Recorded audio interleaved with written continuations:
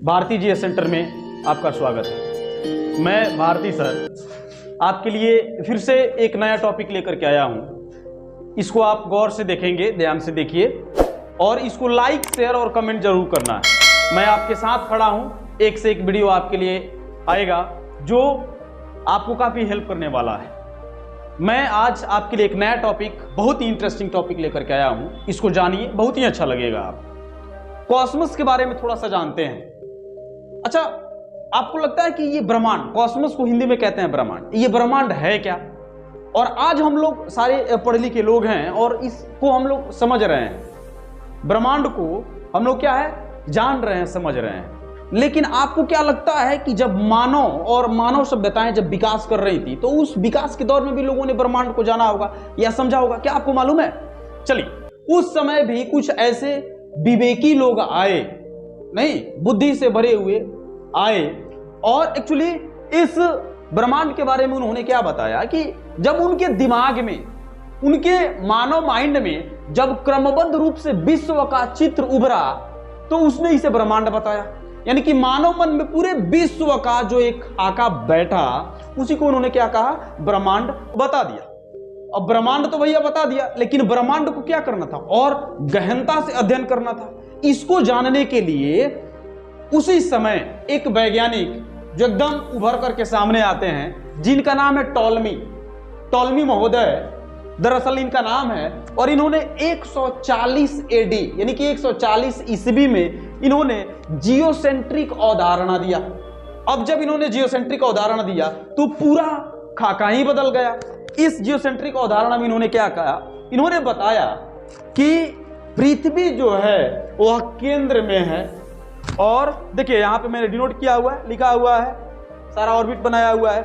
ये ई से अर्थ को मैंने डिनोट किया है। यह ई यानी कि अर्थ है हमारी। इनका मानना था, टॉलमी जिस अवधारणा को इन्होंने बताया, टॉलमी 140 में जियोसेंट्रिक अवधारणा, इस अवधारणा के अंतर्गत इन्होंने बताया कि पृथ्वी जो है केंद्र में है और बाकी सारे ग्रह जो है इसके गोल गोल घूम रहे हैं, चक्कर मार रहे हैं। इसके बाद जो है आप देखिए लगभग 1400-1500 सालों तक ये जियोसेंट्रिक अवधारणा एकदम चलते रहा। पूरा यूरोपियन सोसाइटी ही नहीं बल्कि पूरा समाज, पूरी दुनिया इस अवधारणा को मानती रही कि पृथ्वी हमारी काफी शक्तिशाली है और पृथ्वी के ही चारों ओर जो है सारे ग्रह घूमते हैं। भैया उसके बाद जो है 1400-1500 साल बाद जो है एक और वैज्ञानिक जो आते हैं पूरे जोश के साथ, निकोलस कोपरनिकस के बारे में पहले हम लोग जानते हैं और उनको जानने के बाद जो है इनके अवधारणा को जो है दिया जाएगा। आप देखिए निकोलस कोपरनिकस का जन्म जो हुआ था वह 19 फरवरी 1473 को सिटी ऑफ तोरन, पोलैंड में हुआ था, नहीं, और यह एक प्रीस्ट बने बाद में चला। हालांकि जब ये बचपन में थे तो इनके पापा का देहांत हो जाता है। पापा का देहांत होने के बाद इनके चाचा, ये लोग बहुत ही धनी परिवार से बिलोंग करते थे। इनके चाचा जो थे चर्च में एक बहुत बड़े पोस्ट पे थे और उन्होंने इनको पढ़ने के लिए दूसरे जगह यूनिवर्सिटी में भेजा। लेकिन इनका मन जो है पढ़ाई में नहीं लगता था, इनका मन किसी और चीज में लगता था। किसी और चीज से मतलब है कि ये खगोल विज्ञान में जो है इंटरेस्ट रखने वाले थे, रुचि रखने वाले।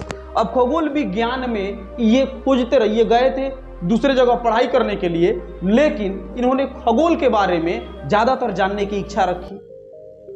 इन्होंने आजीवन शादी नहीं की भैया, लेकिन ये रिलेशनशिप में जरूर थे। शादी नहीं की लेकिन रिलेशनशिप में जरूर थे।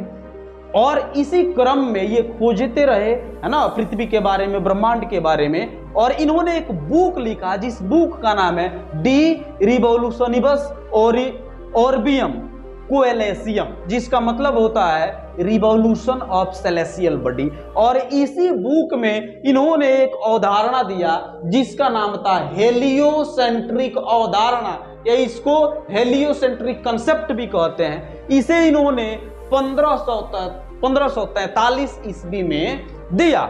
इसके तहत इन्होंने बताया कि सन जो है केंद्र में है, ना कि पृथ्वी, और बाकी सारे ग्रह जो हैं सन के चारों ओर चक्कर मार रहे हैं। इन्होंने बुक लिख दिया, हेलियोसेंट्रिक अवधारणा दे दिया, लेकिन इसको पब्लिश कैसे करें? क्योंकि उस समय चर्च का ज्यादा प्रभाव था, अंधविश्वास का पूरा बोलबाला था समाज में। चर्च जो बोल दिया सारा चीज सही है, चर्च के आगे यानी कि चर्च के ऊपर कोई भी चीज नहीं देखी जाएगी। जो बोलेगा चर्च के खिलाफ उसको मौत के घाट उतार दिया जाएगा। इसी क्रम में आप देखोगे, हालांकि कोपरनिकस बहुत पहले दिए थे 1543 में, इसके बाद आप देखिएगा 40-50 सालों बाद एक साइंस का इंजीनियर जिसका नाम था जोर्डानो ब्रूनो, जिसने चर्च के खिलाफ लॉजिक से भरी बातों को बोल दिया, और इसलिए कि वह जीनियस था, वह लॉजिकली बात करना चाहता था, वह अंधविश्वास को समाज से उठाना चाहता था। इसीलिए चर्च ने इस जोर्डानो ब्रूनो को पकड़ लिया। पकड़ने के बाद जो है पोल पर लटका करके कपड़ा मुंह में ठूस के जिंदा जला दिया।